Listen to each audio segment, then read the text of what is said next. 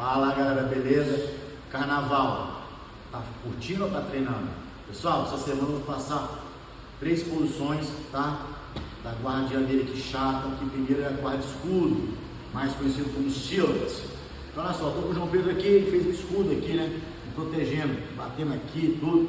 Aí você vai pensar, é mais fácil passar aqui na frente ou passar pelas costas aqui dele? Vamos entender agora aqui. Vou fazer o João Pedro aqui, tô aqui com ele, ó. Vou passar minha mão por baixo, vou segurar aqui, ó, 1, 2, tá vendo? Bem na altura aqui, ó. Ele vai segurou aqui, eu vou puxar a mão dele para mim aqui, ó. Vou fazer um tripézinho, vou empurrando, passa a guarda dele, na barriga aqui. Beleza? Quiser saber mais dicas sobre essa posição, temos o grupo WhatsApp e agora temos YouTube, beleza? Rodolfo Duarte, para velhinhos, segue nós. Oxi!